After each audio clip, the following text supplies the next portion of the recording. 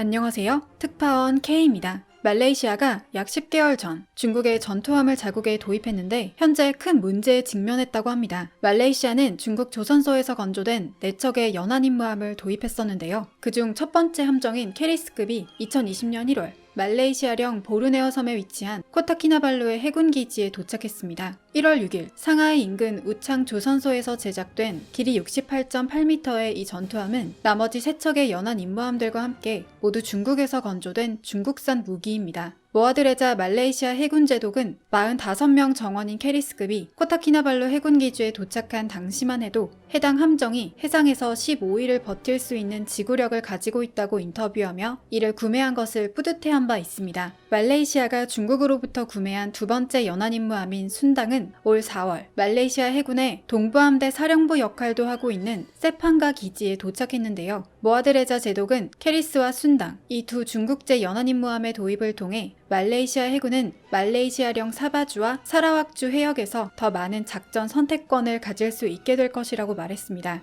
이때 왜 말레이시아가 중국산 전투함만 무려 4척을 구매한 걸까요? 원래 말레이시아는 동남아 국가들 중에서 비교적 탄탄한 해군 전력을 보유한 것으로 알려져 있었습니다. 다른 동남아 국가들에 비해서 경제적인 여유가 있었기 때문에 해군력에 투자할 수 있었는데요. 하지만 2000년대 이후 말레이시아 경제 성장률이 반토막이 되면서 경제는 답보 상태에 빠지고 맙니다. 그에 따라 더 이상 해군력을 업그레이드할 수 없었던 말레이시아 해군은 주로 평균 30년 이상 된 노후한 전투함을 운용하고 있었고, 그로 인해 점점 더 높은 수준의 유지관리비가 들어가고 있었습니다. 이에 많은 부담을 느껴왔던 말레이시아 해군에게 있어 중국제의 저렴한 전투함들은 해군의 부담을 크게 덜어주는 존재로 보여 각광받았습니다. 어느 정도로 저렴했냐 하면 69m 길이의 전투함을 한 척당 623억에 구매했으니 저렴해도 이상하리만큼 저렴한 가격이었던 거죠. 이렇게 올해 초 중국산 연안함을 도입하며 해군 제독이 기대에 찬 표정으로 인터뷰를 한 지 불과 10여 개월이 지난 현재 이 연안 전투함의 센서와 전투 관리 시스템에서 많은 결함이 발견되었다는 기사가 떴습니다. 방산 전문업체 제인스 디펜스에 따르면 말레이시아 왕립해군은 처음으로 중국에서 도입한 연안임무함 캐리스급 1번함을 지금까지 운용하면서 많은 문제들을 발견했는데 이를 리스트로 작성해 놓을 정도로 결함이 너무 많았다고 밝혔습니다. 현재 말레이시아 해군은 이러한 결함들을 시정하고 캐리스급 후속 전투함에서 유사한 문제가 발생하는 것을 막기 위해 중국 계약업체와 협의를 진행 중이라고 합니다. 하지만 방산 전문가들 사이에선 중국 업체와 문제를 시정하고자 하는 노력은 그저 더 많은 노력과 또 다른 돈 낭비를 가져올 뿐 문제를 해결하기는 어려울 것이라며 회의적인 시각으로 바라봤습니다. 이때 말레이시아 해군 측이 작성한 문제 리스트에 따르면 캐리스급이 직면하고 있는 문제들은 주로 중국 업체가 제공한 각종 센서들과 전투 관리 시스템에 집중되어 있음을 시사하고 있습니다. 캐리스급 연안함에 탑재된 전자 광학 추적 장치와 대공 대함 탐지 레이더, 그리고 항법 레이더까지 모두 중국 연구소에서 제작된 것으로 리스트에 따르면 이 센서들이 모두 문제를 일으키고 있다는 것입니다. 그런데 더 큰 문제는 여기서 끝이 아니라는 건데요. 캐리스급에 탑재된 무장 체계를 살펴보면 주요 무장으로는 충칭 유한공사가 제작한 30mm 다목적 함포 1문과 12.7mm 중기관총 2정을 부무장으로 장착하고 있는데 이것에도 문제가 생겨 탄약을 장전할 수 없다는 사실입니다. 그야말로 총체적 난국인데요. 명색이 전투함인데도 불구하고 광학 추적 장치를 통해 목표물을 추적할 수도 없으며 탄약 장전 또한 불가능해 목표물을 타격할 수도 없는 것입니다. 전투함에 있어서 가장 중요한 것이 속도라면 동시에 많은 무장과 우수한 탐지 장치를 갖추는 건 기본 중의 기본인데요. 하지만 불행히도 말레이시아가 구매한 중국제 전투함은 전투함의 기본조차 갖추어지지 않은 것입니다.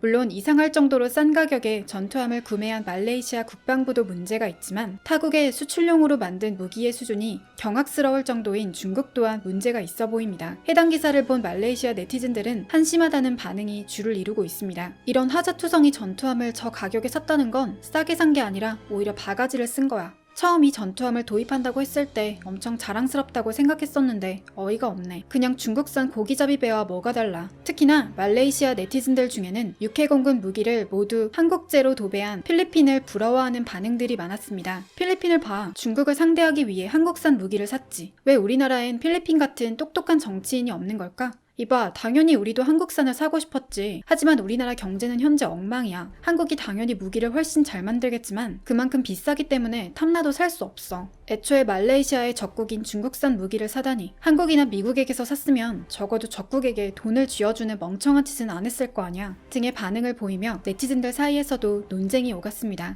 이때 말레이시아 네티즌들의 말대로 최근 필리핀 육해공군은 모두 한국산 무기를 대량 구입했습니다. 중국을 적극적으로 상대하기 위함인데요. 원래 필리핀에는 미군이 주둔하고 있었지만 1980년대부터 급속도로 커진 반미 세력으로 인해 1992년 미군이 전면 철수하면서 필리핀은 경제와 안보가 동시에 붕괴했습니다. 미군이 모두 나가자 외국 자본이 썰물처럼 빠져나갔고 필리핀 경제는 그야말로 회복 불가 상태까지 망가졌습니다. 동시에 남중국해 입구의 해군 기지에서 미군이 나가자마자 중국은 기다렸다는 듯 스프레틀리 군도, 중국명으론 난사군도의 해군력을 보내 필리핀령 스카버러 섬과 그 주변 암초들을 모조리 점령해버리기에 이릅니다. 이에 필리핀은 국제법으로 해결하겠다며 헤이그 상설 국제사법재판소에 중국을 제소해 승소 판결을 받아냈지만 중국은 이를 비웃기라도 하듯 스프레틀리 군도 일대 환초들에 대량의 모래를 퍼부어 아예 인공섬을 만들어버렸죠. 이후 스프레틀리 군도는 물론 필리핀 영해까지 중국 해군 군함과 해경 경비함이 무단으로 들어와 티투섬 등 필리핀령 섬들을 오가는 필리핀 정부 관공선까지 납치하며 횡포를 부렸고 중국 해상 민병들은 곳곳에서 필리핀 선박을 상대로 약탈행위를 일삼았습니다. 그야말로 깡패가 따로 없는데요. 이런 가운데 필리핀의 반중 정서가 폭발하는 사건이 발생합니다. 지난해 6월 발생한 리드뱅크 해상 뺑소니 사건인데요. 중국 대형 선박이 야간에 필리핀 영해에서 조업 중이던 필리핀 소형어선을 전속력으로 들이받아 침몰시킨 뒤 도주한 사건이었습니다. 이 때문에 필리핀 선원 22명은 칠흑 같은 어둠이 깔린 바다에서 죽기 직전까지 표류하다가 다행히 인근을 지나던 베트남 어선에 의해 극적으로 구조된 바 있습니다. 이 사건 이후 필리핀에서는 중국의 해양 주권 침략에 대응하기 위한 해군력 건설을 서둘러야 한다는 여론이 비상했고 중국과 미국 사이에서 외줄타기 외교를 하던 두테르테 대통령은 올해 초 중국을 겨냥한 대규모 군비 증강 구상을 발표했습니다. 이때 가장 주목할 만한 부분은 해군력 증강입니다. 2028년을 목표로 무에서 유를 창조하는 수준의 대규모 해군력 건설 계획을 내놓았습니다. 현재 필리핀 해군력은 그야말로 참담한 수준인데요.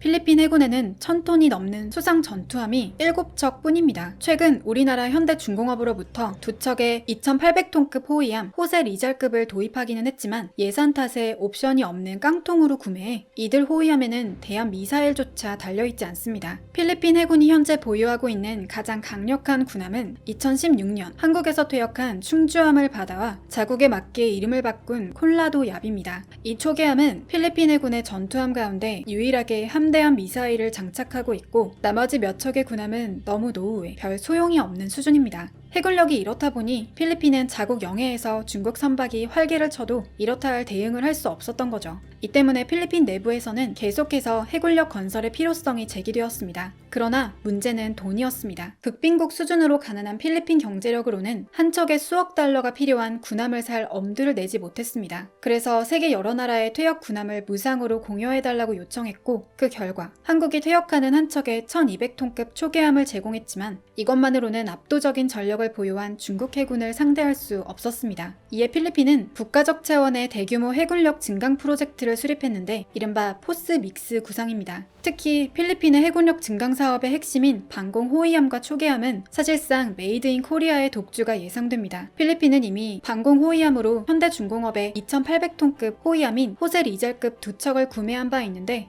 이것이 너무나 만족스러웠던 덕분에 필리핀 해군은 추가 4척 역시 호세 리잘급을 원하는 것으로 알려져 있습니다. 그리고 1조 원을 훌쩍 넘을 것으로 예상되는 3척의 잠수함 도입도 필리핀에서 추진할 것으로 보이는데요. 필리핀이 관심을 보이는 잠수함은 한국 장보고급 개량형, 프랑스 스콜펜급, 그리고 러시아 킬로급입니다. 이때 필리핀 정부는 특히 우리나라 대우조선해양이 개발한 1400톤급 잠수함에 관심을 보이고 있습니다. 이 잠수함은 어뢰는 물론 잠대한 미사일 운용 능력을 보유하고 있고 이미 한국과 인도네시아 해군으로부터 정숙성과 성능을 인정받아 신뢰할 수 있다는 장점이 있습니다. 무엇보다 한 척에 3억 달러를 조금 넘는 수준으로 성능은 뛰어나면서 스콜펜급보다 저렴하기까지 합니다. 필리핀이 방공 호위함과 초계함, 잠수함 등 해군의 핵심 전력을 모두 한국에서 조달할 경우 이미 한국산 장비 장비를 대량으로 운용하고 있는 육군과 공군에 더해 해군까지 3군이 모두 한국산 무기로 대체되는 것입니다. 필리핀뿐만 아니라 중국의 무분별한 남중국해 활동에 대응하기 위해 인도와 호주를 더불어 세계 각국이 하나둘씩 한국산 무기로 군사력을 증가시키며 중국의 도발에 대응해 나가고 있는 상황입니다. 이는 결국 한국산 무기가 그만큼 그 성능을 인정받고 있다는 뜻으로 해석해 볼 수 있겠습니다. 그럼 오늘 준비한 소식을 마치겠습니다. 시청해주신 여러분 감사합니다.